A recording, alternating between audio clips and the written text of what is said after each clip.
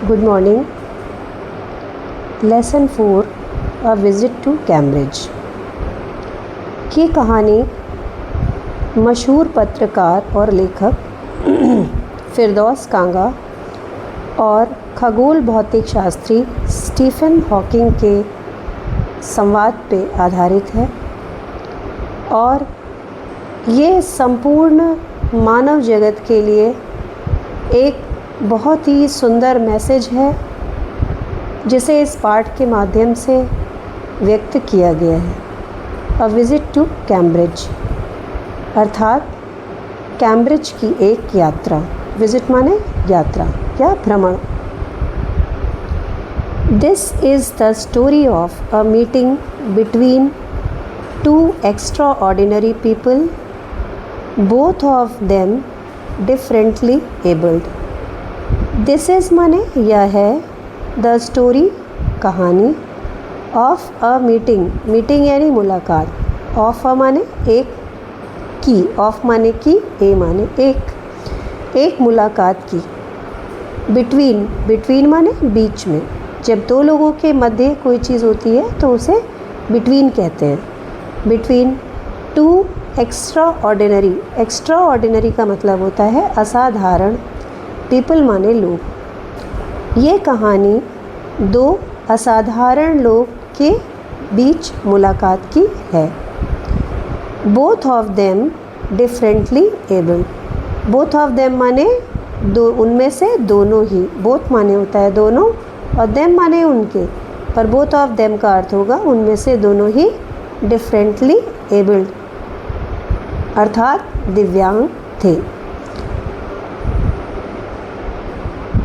Stephen Hawking an astrophysicist. Stephen Hawking जो कि एक, एन माने एक, एस्ट्रोफिजिसिस्ट यानी खगोल भौतिक विज्ञानी या शास्त्री, हु सफ़र्स, हु माने जो, सफ़र्स माने पीड़ित थे, from a form of paralysis, एक प्रकार के, from a form of paralysis माने एक प्रकार के लकवा या पक्षघात। पैरालिसिस को लकवा भी कहते हैं, पक्षघात भी कहते हैं, से पीड़ित थे। दैट कन्फाइंस, दैट माने जिसने, कन्फाइंस माने सीमित कर दिया था, हिम उनको, टू अ व्हील चेयर, जिसने उनको एक व्हील चेयर यानी जो दिव्यांग लोगों की चेयर होती है उस पर सीमित कर दिया था। And allows him to speak only by punching buttons on a computer. And allows, और अलाउ करता था या उन्हें एक प्रकार से आप कह सकते हैं कि वो इतने अशक्त थे कि उनके लिए केवल संभव था टू स्पीक, बोलना, ओनली बाय पंचिंग, पंचिंग माने दबाकर, बटन्स ऑन अ कंप्यूटर, उनकी कुर्सी पर बटन लगा था, कंप्यूटर लगा था, जिसके बटन को दबाकर ही कोई उत्तर मशीन द्वारा प्राप्त होता था। वह स्वयं उत्तर देने में सक्षम नहीं थे। ये तस्वीर है स्टीफन हॉकिंग की और जैसा तस्वीर में दिख रहा है ये बिल्कुल ऐसे ही थे। Firdaus Kanga, a writer and journalist. Firdaus Kanga एक लेखक और जर्नलिस्ट माने पत्रकार थे।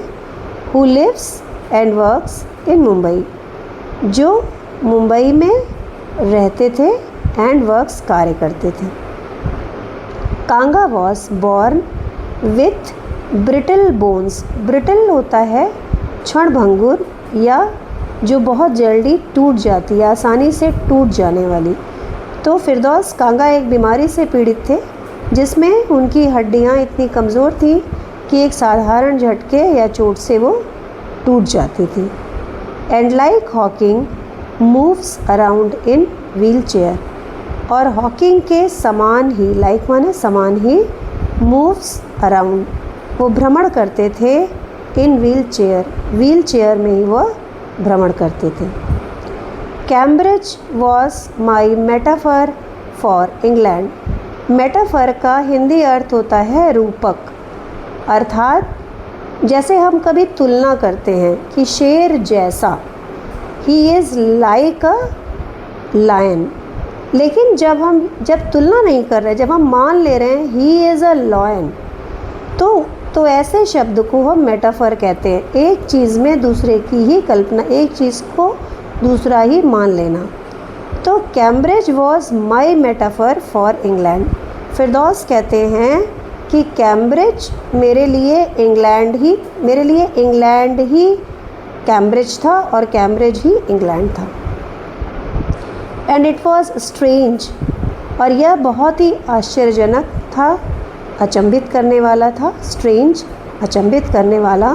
That when I left it, when माने जब, आई लेफ्ट इट इसे छोड़ा, I had become all together something else, मैं बन चुका था। आई हैड बिकम, मैं बन चुका था। All together something else, something else माने कुछ और ही बन चुका था। कहने का मतलब ये है कि जब फिरदौस की मुलाकात यहाँ पर स्टीफ़न हॉकिंग से होती है, तो उनसे मिलने के बाद उनका जीवन, उनकी सोच, उनके विचार इतने बदल चुके थे, और उसी को संकेत करके फिरदौस लिखते हैं कि जब मैंने इसे छोड़ा तो मैं कुछ और ही बन चुका था। बिकॉज माने क्योंकि, I had met Stephen Hawking there, क्योंकि मैं वहाँ स्टीफ़न हॉकिंग से मिला। I was on a walking tour through Cambridge, मैं कैम्ब्रिज की पैदल यात्रा पे था। पैदल यात्रा से उनका मतलब है कि वो वॉकिंग टूर व्हील चेयर पे अपनी मूव कर रहे थे। That the guide mentioned, guide यानी जो उनको कैम्ब्रिज के विषय में बता रहा था, वो व्यक्ति मेंशन्ड, उसने इसका संदर्भ दिया। मेंशन माने संदर्भ दिया कि Stephen Hawking poor man, Stephen Hawking बेचारा आदमी, who is quite disabled now, जो कि अब काफ़ी अपंग हो गए हैं। उस गाइड ने कहा कि स्टीफ़न हॉकिंग बेचारे अब काफ़ी अपंग हो गए हैं। दो माने यद्यपि, ही इज़ अ वर्दी सक्सेसर, वर्दी माने योग्य, सक्सेसर माने उत्तराधिकारी, टू आइजैक न्यूटन, यद्यपि वो आइजैक न्यूटन के योग्य उत्तराधिकारी हैं। Whose chair he has at the university, यहाँ पे चेयर का अर्थ कुर्सी से नहीं है, बल्कि चेयर का अर्थ है पद से। कैम्ब्रिज यूनिवर्सिटी में स्टीफ़न हॉकिंग उसी पद पर थे जिस पद पर कभी आइजैक न्यूटन थे। तो उसने कहा कि यद्यपि वो आइजैक न्यूटन के बहुत योग्य उत्तराधिकारी हैं, और उनके स्थान पर आज वह यूनिवर्सिटी पर हैं, उसी पद पर हैं जिस पर कभी आइजैक न्यूटन थे। एंड आई स्टार्टेड, और मैंने प्रारंभ किया, बिकॉज क्योंकि, I had quite forgotten that this most brilliant and completely paralyzed astrophysicist, the author of A Brief History of Time, one of the best sellers ever lived there. फिरदौस कहते हैं, I had quite forgotten, मैं इस बात को भूल ही चुका था कि, that माने यहाँ पे कि, this most brilliant, यह बहुत ही विद्वान, एंड कम्प्लीटली पैरालाइज्ड, और पूरी तरह से दिव्यांग हो चुके एस्ट्रोफिजिसिस्ट, भौतिक अंतरिक्ष भौतिक शास्त्री, और ऑथर माने लेखक of a brief history of time, brief history of time के लेखक भी हैं Stephen Hawking. One of the best seller, सबसे ज़्यादा बिकने वाली किताब, सबसे ज़्यादा विक्रय हो चुकी किताब, एवर लिव्ड हियर, यहाँ पर रहते हैं। फिरदौस कांगा कह रहे हैं कि मैं ये बात लगभग भूल ही चुका था कि बहुत ही विद्वान और लगभग दिव्यांग हो चुके एस्ट्रोफिजिसिस्ट अर्थात अंतरिक्ष भौतिक शास्त्री और a brief history of time के लेखक, जो कि बेस्ट सेलर किताब थी, सर्वाधिक बिकने वाली पुस्तक थी, वहीं रहते थे। When the walking tour was done, जब हमारी पैदल यात्रा समाप्त हुई, I rushed, मैं दौड़ा, to a phone booth। पहले एक बाहर फ़ोन बूथ हुआ करते थे जिसमें फ़ोन लगे रहते थे और उनमें आप पैसा डाल के किसी से भी बात कर सकते थे किसी नंबर पे। I rush to a phone booth, मैं एक फ़ोन बूथ की ओर दौड़ा and almost tearing the cord, और लगभग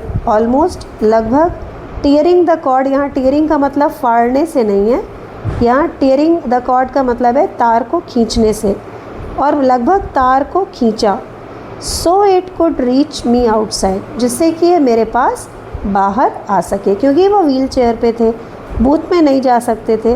तो उन्होंने लिखा है कि मैंने उसे लगभग खींचा कि वो मेरे पास तार बाहर आ जाए। फ़ोन स्टीफन हॉकिंग्स हाउस, और फ़ोन किया, कॉल किया स्टीफन हॉकिंग के घर पर। There was his assistant on the line, on the line का मतलब फ़ोन पर। किसने फ़ोन उठाया? उनके असिस्टेंट या सहायक ने फ़ोन उठाया। एंड आई टोल्ड, और मैंने बताया, हिम माने उनको, मैंने उनको बताया, I had come in a wheel chair from India, मैं भारत से व्हील चेयर पर आया हूँ। यहाँ पर फिरदौस कांगा थोड़ा सा मजाकिया अंदाज में ब्रैकेट में कह रहे हैं, परहैप्स ही थॉट, परहैप्स का मतलब होता है शायद, शायद ही थॉट, उसने सोचा, I had propelled my self all the way. Propelled का मतलब होता है धक्का देना या खींचते हुए लाना। तो यहाँ पे वो थोड़ा मजाकिया अंदाज में कह रहे हैं कि शायद उन्होंने सोचा कि मैं पूरे रास्ते ही अपने को व्हील चेयर पे धक्का देते लाया हूँ। To write about my travels in Britain, लिखने के लिए, क्योंकि वो लेखक थे तो उन्होंने असिस्टेंट को बताया कि मैं अपनी ब्रिटेन यात्रा के विषय में लिखने के लिए भारत से ब्रिटेन आया हूँ व्हील चेयर पर। I had to see professor Hawking, मैं प्रोफेसर हॉकिंग को देखना चाहता हूँ। Even 10 minutes would do, would do का मतलब यहाँ पर होगा पर्याप्त है। इवन 10 मिनट्स, केवल 10 मिनट भी पर्याप्त है। Half an hour he said, तो दूसरी तरफ से आवाज़ आती है आधा घंटा। ही सेड माने उसने कहा, किसने कहा? असिस्टेंट ने कहा। आधा घंटा, फ्रॉम 3:30 to 4, 3:30 से 4। And suddenly I felt weak all over, and माने और, सडनली माने अचानक। आई फेल्ट फील का पास्ट है। I feel weak all over, मुझे पूरे शरीर में बहुत कमज़ोरी महसूस होने लगी। ग्रोइंग अप डिसेबल्ड, यहाँ पे फिरदौस अपने मन की बात को बयान कर रहे हैं। ग्रोइंग अप डिसेबल्ड, एक दिव्यांग के रूप में बड़ा होना। You get fed up with people asking you to be brave, आप परेशान हो जाते हो। यू गेट फेड अप, आप परेशान हो जाते हो विद पीपल, लोगों से। आस्किंग यू, ये कहते हुए, जो आपसे ये कहते हैं टू बी ब्रेव, कि ब्रेव बनो, बहादुर बनो। ये सुनते सुनते बचपन से बोर हो जाते हैं, परेशान हो जाते हैं। एज जैसे कि, if you have a courage account, जैसे आपके पास साहस का कोई खाता हो। On which you are too lazy, और जिसके लिए आप बहुत ही आलसी हैं। टू ड्रॉ चेक, एक चेक काटने में आपको बड़ा आलस आता है। कहने का मतलब ये है, जैसे किसी के पास बहुत पैसा हो और उसे उसमें से कुछ रुपया लेने में आलस आए, चेक काटने में आलस आए, तो एक डिसेबल्ड पर्सन के लिए बराबर ये सुनते रहना कि तुम बहादुर हो, अपनी बहादुरी दिखाओ, ये सुनना बहुत परेशान कर देता है और ऐसा लगता है कि जैसे हमारे पास साहस का एक ऐसा खाता है जिसका प्रयोग करने में हमें बड़ा आलस आता है। The only thing that make you stronger is seeing somebody like you achieving something huge. The only thing, केवल वह चीज़, दैट माने वह, केवल वह चीज़ मेक्स यू स्ट्रोंगर, आपको बलवान बनाती है। स्ट्रॉन्ग माने मजबूत बनाती है, बलवान बनाती है। इस सीइंग, यह देखकर, समबडी लाइक यू, कोई आप जैसा, अचीविंग समथिंग ह्यूज, कोई आप जैसा अचीविंग प्राप्त कर रहा है, समथिंग ह्यूज, कुछ बहुत बड़ा। केवल यह चीज़ आपको स्ट्रॉन्ग बनाती है, मजबूत बनाती है कि कोई आपके जैसा ही कुछ बहुत बड़ा प्राप्त कर रहा है। देन यू नो, तब आप जानते हो, हाउ मच इज़ पॉसिबल, कितना संभव है, and you reach out further than you ever thought you could, और तब आप ये जान पाते हो कि कितना संभव है, पॉसिबल माने संभव, एंड यू रीच आउट, और आप पहुँचते हो, फर्दर और अधिक, than you ever thought you could, जो आपने कभी कल्पना किया होगा, तब आप अपनी कल्पना से कहीं अधिक प्राप्त कर पाते हो। अर्थात जब जीवन में आप किसी ऐसे व्यक्ति को देखते हो जो आपसे भी ज़्यादा गंभीर परिस्थिति में है, लेकिन उसने कुछ बहुत बड़ा हासिल किया है, तब आप अपनी कल्पना से भी अधिक प्राप्त कर पाते हो। आई हैवेंट बीन ब्रेव, मैं बहादुर नहीं रहा हूँ, यानी स्टीफन हॉकिंग कह रहे हैं कि मैं कोई बहादुर नहीं रहा हूँ। सेड हिज डिसएम्बॉडीड कंप्यूटर वॉइस, चूँकि स्टीफन हॉकिंग का जो उत्तर था वो कंप्यूटर की आर्टिफिशियल आवाज़ के माध्यम से ही मिलता था, तो यहाँ पे अर्थ है कि जो कृत्रिम आवाज़ थी उसके माध्यम से उत्तर मिला कि मैं पैदाइशी ब्रेव नहीं हूँ, मैं ब्रेव नहीं रहा हूँ।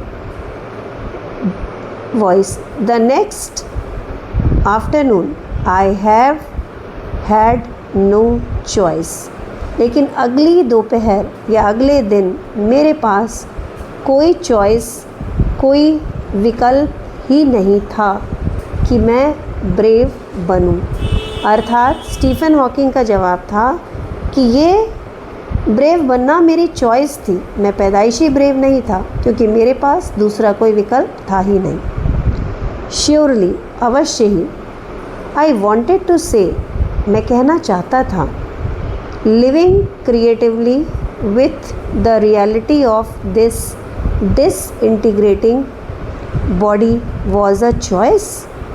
आई वॉन्टेड टू से, मैं कहना चाहता था, लिविंग क्रिएटिवली, सृजनात्मकता पूर्वक जीना, क्रिएटिवली माने सृजनात्मकता, सृजनात्मकता पूर्वक जीना, विद रियलिटी, इस सत्यता के साथ, रियलिटी माने सत्यता के साथ, ऑफ हिज डिसइंटीग्रेटिंग बॉडी, उनके नष्ट होते हुए शरीर, डिसइंटीग्रेटिंग माने नष्ट होता हुआ, बॉडी माने शरीर, कि क्या सृजनात्मक, अपने टूटते हुए शरीर, अपने नष्ट होते हुए शरीर के साथ सृजनात्मकता पूर्वक जीना एक चॉइस थी, एक चुनाव था। बट आई केप्ट क्वाइट, लेकिन मैं चुप रहा। Because I felt guilty every time, क्योंकि आई फेल्ट गिल्टी, मैं महसूस कर रहा था, अपने आप को दोषी महसूस कर रहा था, एवरी टाइम, हर बार। आई स्पोक टू हिम, जब भी मैं उनसे बात कर रहा था तो मुझे अंदर से एक आत्मग्लानि महसूस हो रही थी। क्यों आत्मग्लानि महसूस हो रही थी?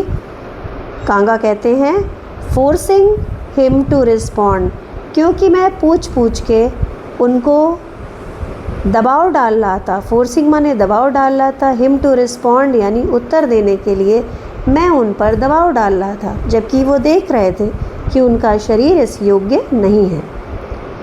There he was, tapping at the little switch in his hand.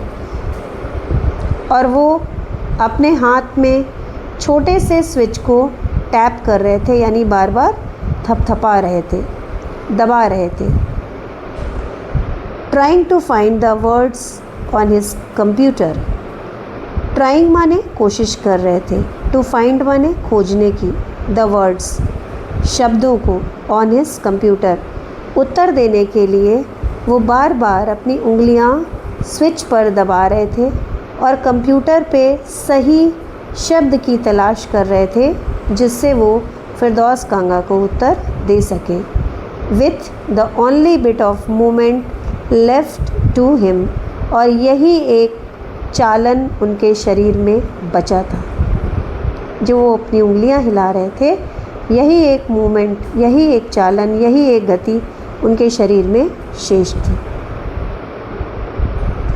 Left to him his long pale fingers, उनकी लंबी और पीली पड़ चुकी उंगलियों में। एवरी सो ऑफन, हर बार, his eyes would shut in frustrated exhaustion, हर बार उनकी आइज़, उनकी आँखें फ्रस्ट्रेटेड यानी निराशा और थकावट से झपक रही थी। एंड सिटिंग ऑपोजिट हिम, और उनके सामने बैठा हुआ, ऑपोजिट माने सामने बैठा हुआ, हिम, आई कुड फील, मैं महसूस कर सकता था, his anguish, the mind beyond with thoughts that came out in frozen phrases and sentences stiff as corpses. I could feel his anguish, the mind beyond with thoughts that came out in frozen phrases and sentences stiff as corpses. कांगा कह रहे हैं कि उनके विपरीत या सामने बैठा हुआ मैं महसूस कर पा रहा था, एंग्विश माने तीव्र वेदना को, उनके भीतर, उनके मस्तिष्क में जो तीव्र वेदना थी उसको मैं महसूस कर पा रहा था। The mind beyond with thoughts, उनके दिमाग में विचारों की बाढ़ थी, विचार बह रहे थे, विचार आ रहे थे, दैट, लेकिन कैसे आ रहे थे, that came out in frozen phrases, computer के द्वारा जो कृत्रिम रूप से आवाज़ निकलती है उसमें कोई भाव या स्वर का उतार चढ़ाव नहीं होता, वो ऐसे होते हैं जैसे जमे हुए वाक्यांश, एकदम जमे हुए वाक्यांश को वो सुन पा रहे थे। एंड सेंटेंसेस, और जो वाक्य थे, स्टिफ एज कॉर्पसेस, जैसे एक मुर्दा होता है, अकड़ा हुआ शरीर होता है जिसमें कोई भाव नहीं होता है, जिसमें कोई हलचल नहीं होती है, ऐसे ही स्टीफन हॉकिंग के कंप्यूटर द्वारा निकले कृत्रिम वाक्यांश कांगा को सुनाई दे रहे थे और महसूस हो रहे थे। A lot of people seem to think that disabled people are chronically unhappy, I said. A lot of people माने ढेर सारे लोग, seem to think ऐसा सोचते हुए देखे जाते हैं, थिंक माने सोचना, दैट डिसेबल्ड पीपल कि दिव्यांग लोग आर क्रॉनिकली अनहैप्पी, यानी बहुत अधिक, बहुत गंभीर रूप से दुखी होते हैं। अनहैप्पी यानी दुखी या नाखुश होते हैं। आई सेड, मैंने कहा, I know that's not true my self, I know, मैं जानता हूँ कि ये मेरे लिए सत्य नहीं है। Are you often laughing inside, क्या आप अक्सर, ऑफन माने अक्सर, लाफिंग माने हंसते हैं, इनसाइड, क्या आप अक्सर अंदर हंसते हैं। अबाउट 3 minutes लेटर, अबाउट माने लगभग, 3 मिनट के बाद, लेटर माने बाद, ही रिस्पॉन्डेड, उन्होंने प्रतिक्रिया दी। I find it amusing when people patronise me. मुझे ये बहुत ही मनोरंजक लगता है व्हेन कि जब लोग मुझे पैट्रोनाइज सहारा देते हैं।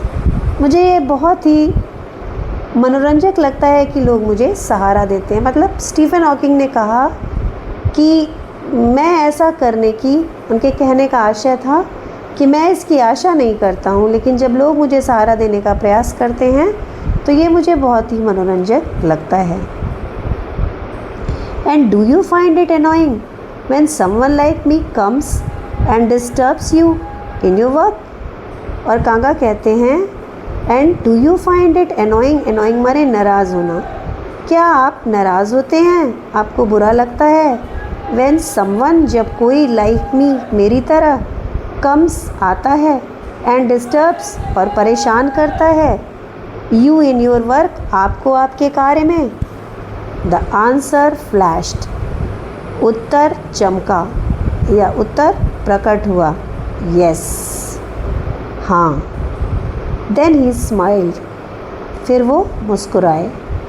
His one way smile and I knew, उनकी एक तरफा मुस्कान, वन वे स्माइल का मतलब एक तरफा मुस्कान, एंड आई न्यू, और मैं समझ गया।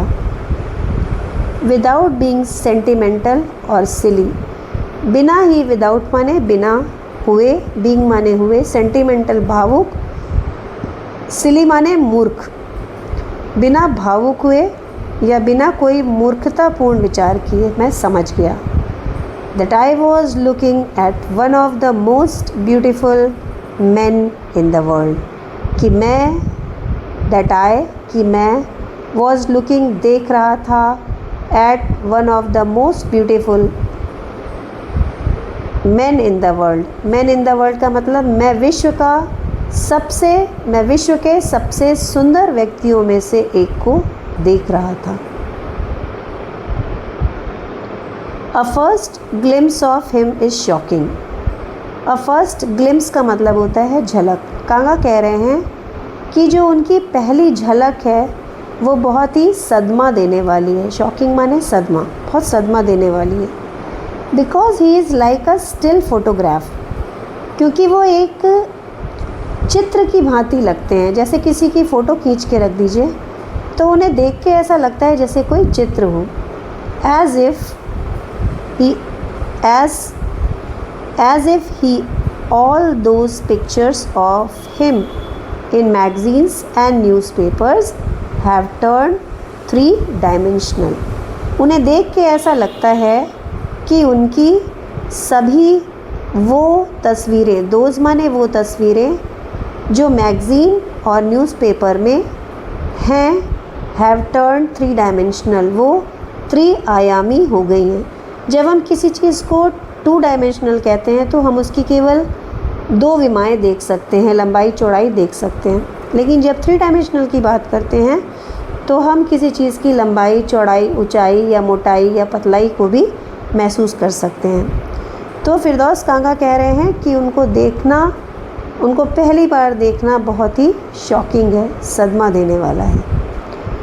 Then you see the head twisted sideways into a slump, the torso shrunk inside the pale blue shirt, the wasted legs.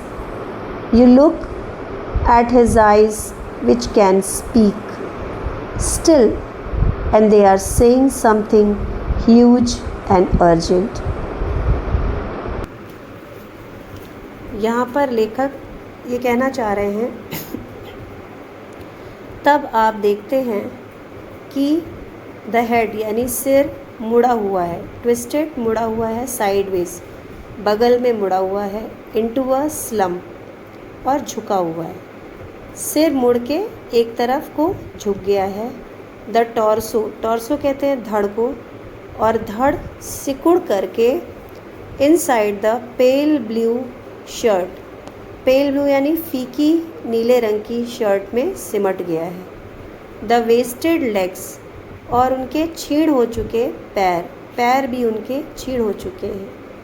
You look at his eyes, आप उनकी आँखों में देखते हैं, विच कैन स्पीक, जो बोल सकती हैं,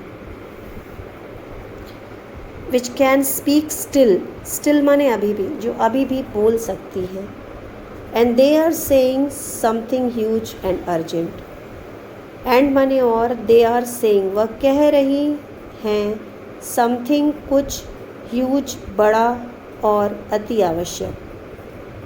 it is hard to tell, it is hard to tell का मतलब यह बताना मुश्किल है, वॉट, वॉट माने क्या। कांगा कहना चाह रहे हैं कि उनकी आँखें अभी भी बोल सकती हैं कुछ बहुत बड़ा और बहुत ही आवश्यक, लेकिन क्या ये बताना बहुत मुश्किल है। बट यू आर शेकन, लेकिन आप हिल जाते हैं, शेकन हिल जाते हैं, बिकॉज यू हैव सीन, क्योंकि आप देख चुके हैं, something you never thought could be seen, कुछ ऐसा जो आपने कभी कल्पना भी नहीं की होगी कि आप देख सकेंगे। What do you think is the best thing about being disabled? I had asked him earlier. What do you think? आप क्या सोचते हैं कि is the best thing about being disabled? Being disabled का मतलब है दिव्यांग होना, कि दिव्यांग होने में क्या सबसे खास है, बेस्ट थिंग। ये फिरदौस जी कह रहे हैं, I had asked him earlier, ये मैं उनसे पहले पूछ चुका था। I don't think there is anything good about being disabled. I don't think, मैं नहीं सोचता, there is anything good, कि कुछ भी अच्छा है about being disabled, दिव्यांग होने में कुछ भी अच्छा है, ऐसा मैं नहीं सोचता। स्टीफन कह रहे हैं कि मात्र दिव्यांग होना और दिव्यांग कहना ये पर्याप्त नहीं है, क्योंकि एक दिव्यांग के जीवन में बहुत सी कठिनाई होती हैं, तो दिव्यांग होने में कुछ भी अच्छा नहीं है। आई थिंक, आई सेड, मैंने सोचा, मैंने कहा। यू डू डिस्कवर, आप खोज लेते हो। हाउ मच डिस्कवर माने खोजना। हाउ मच काइंडनेस, कितनी दयालुता, काइंडनेस माने दयालुता है, कितनी दयालुता है, there is in the world, संसार में कितनी दयालुता है। शायद स्टीफन ने कांगा की बात को रिलेट करते हुए कहा कि वैसे तो दिव्यांग होना कुछ भी अच्छा नहीं है, लेकिन हाँ, आप ये ज़रूर देख सकते हो कि संसार में कितनी दयालुता है, क्योंकि व्यक्ति को की दिव्यांगता को देख के हर व्यक्ति उस पर दया करता है। यस, हाँ, ही सेड, उन्होंने कहा। It was a disadvantage of his voice synthesiser. Disadvantage का मतलब होता है हानि। वॉइस सिंथेसाइज़र जो कृत्रिम रूप से स्टीफन हॉकिंग की आवाज़ को उत्पन्न कर रहा था, कि ये उनके वॉइस सिंथेसाइज़र की एक हानि थी, नुकसान था या दोष था, that it could convey no inflection, no shades or tone. यहाँ पर कांगा कह रहे हैं कि एक दोष था उनके वॉइस सिंथेसाइज़र में, जो कृत्रिम रूप से स्टीफन की बात को व्यक्त कर रहा था, कि वो एक मशीन थी, इसलिए उसके द्वारा प्रकट हो रही आवाज़ में इन्फ्लेक्शन, जो हम स्वर का उतार चढ़ाव कहते हैं, किसी भी प्रकार का कोई उतार चढ़ाव नहीं था, कोई शेड नहीं था, कोई छाया नहीं थी, और ना ही कोई आवाज़ में किसी भी प्रकार का कोई भाव भंगिमा प्रकट हो रही थी। And I could not tell how enthusiastically he agreed with me. And I could not tell, और मैं आपको ये नहीं बता सकता, हाउ एंथुजियास्टिकली मतलब कितने उत्साहपूर्वक, एंथुजियास्टिकली का मतलब उत्साहपूर्वक, कितने उत्साहपूर्वक he agreed with me. He agreed माने वह सहमत थे, विद मी माने मुझसे, कि वो मुझसे कितने उत्साहपूर्वक सहमत थे। Every time I shifted in my chair, और turned my wrist to watch the time. हर बार मैं अपनी कुर्सी पर इधर उधर शिफ्ट हो रहा था और टर्न माई रिस्ट, जैसे हम कुर्सी पर अपनी कुर्सी पे ही बैठे बैठे अपनी पोजीशन चेंज करते हैं, तो कांगा कह रहे हैं कि उनके पास आधे घंटे का समय था। उनके मन में बेचैनी थी, उनके मन में प्रश्न ज़्यादा थे, समय कम था, तो वो बार बार अपनी कुर्सी पर इधर उधर अपनी पोजीशन बदल रहे थे और टर्न माई रिस्ट और अपनी कलाई को बार बार मोड़ के घड़ी देख रहे थे टाइम के लिए कि टाइम क्या हुआ है। I wanted to make every one of our 30 minutes count. Kanga चाहते थे, इसका अर्थ है कांगा ये चाहते थे कि वो अपने 30 मिनट के एक एक पल को यूज़ कर लें, उसका सदुपयोग कर लें। I felt a huge relief, मुझे बहुत आराम मिला, सुकून मिला। रिलीफ माने सुकून मिला। And acceleration in the possibilities of my body. I felt a huge relief, मुझे बहुत ही सुकून मिला, महसूस हुआ। रिलीफ माने सुकून महसूस हुआ। And acceleration in the possibilities of my body, और मैं रोमांचित हो गया, बहुत ही रोमांच आ गया मेरे अंदर। द पॉसिबिलिटीज़ माने संभावनाएं, ऑफ माई बॉडी, इस बात से सुकून मिला कि मेरे शरीर में तो बहुत संभावना है। स्टीफन हॉकिंग के शरीर को देखने के बाद फिरदौस कांगा को एक सुकून मिला कि उनके शरीर में अभी बहुत संभावना है। हाउ लिटिल इट मैटर्ड, ये माने नहीं रखता, ये महत्व नहीं रखता। Then that I would never walk or even stand, अब ये माने नहीं रखता कि मैं कभी चल नहीं सकता या खड़ा भी नहीं हो सकता। I told him how he had been an inspiration beyond the cliche for me and surely for others. मैं बोला, आई टोल्ड हिम, मैंने उन्हें बताया, how he had been an inspiration, कि किस प्रकार वो हम सब के लिए एक प्रेरणा रहे हैं। बियॉन्ड माने होता है परे, क्लिच माने होता है दकियानूसी, यानी आम तौर पे जो प्रेरणादायी चीज़ें होती हैं उसके परे वो मेरे लिए और सभी के लिए कितने प्रेरणादायी रहे हैं। Did that thought help him, क्या इस विचार ने उनकी मदद की? नो ही सेड, नहीं, उन्होंने कहा।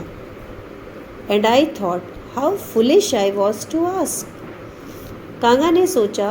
आई थॉट, कांगा कह रहे हैं, मैंने सोचा कितना मूर्ख था मैं, यह प्रश्न मैं पूछ रहा हूँ कि बाहर आपसे लोग बड़े प्रेरित हैं, क्या ये सुनकर आपको अच्छा लगा?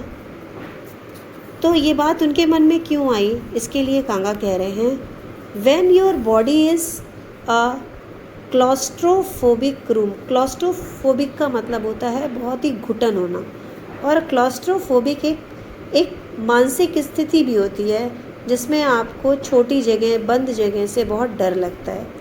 तो यहाँ पर कांगा ये समझाने का प्रयास कर रहे हैं कि आपका शरीर एक दम घोटू कमरे की तरह हो गया है।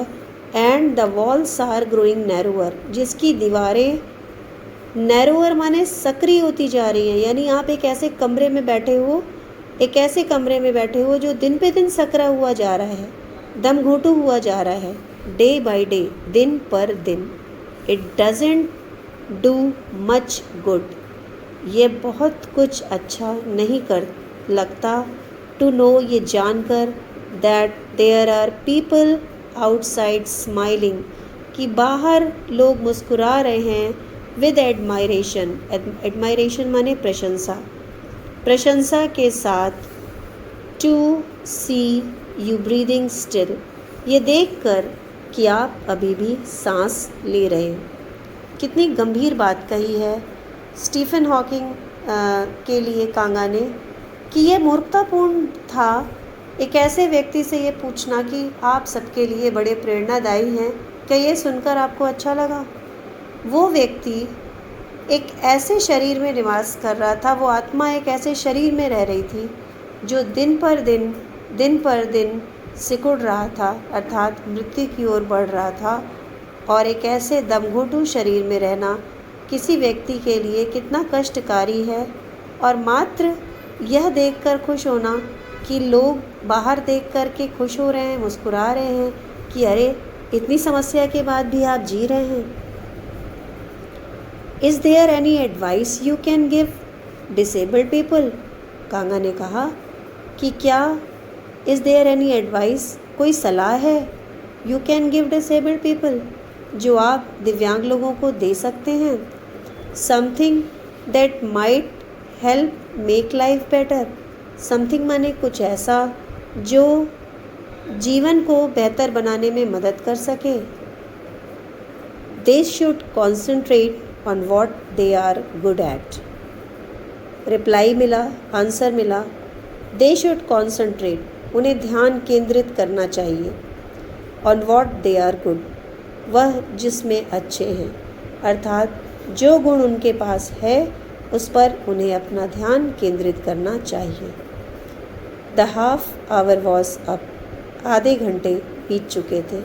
आई think I have annoyed you enough, Kanga ने थोड़ा मजाकिया अंदाज में कहा कि मैं सोचता हूँ मैंने आपको अब पर्याप्त नाराज़ कर लिया है। इनफ माने पर्याप्त। आई सेड ग्रिनिंग, मैं दांत दिखाते हुए अर्थात मुस्कुराते हुए मैंने कहा कि मैं आपको अब पर्याप्त नाराज़ कर चुका हूँ। थैंक यू फॉर, और उसके लिए बहुत बहुत धन्यवाद। आई टच्ड हिज शोल्डर, मैंने उनके शोल्डर माने कंधों को छुआ, टच्ड माने छुआ। And wheeled out into the summer evening, और गर्मी की शाम को अपनी व्हील चेयर पर वापस आ गया। तो ये स्टोरी थी फिरदौस कांगा और स्टीफन हॉकिंग के बीच में हुए संवाद की, फ्रॉम हेवन ऑन व्हील्स। ये कहानी मैं उम्मीद करती हूँ सभी के लिए प्रेरणादायी है और ये जानने का अवसर प्रदान करती है कि इस संसार में कितने कष्टों से लड़कर लोग एक महान व्यक्तित्व और एक महान जीवन को प्राप्त किए और करके अलविदा ले चुके हैं। धन्यवाद।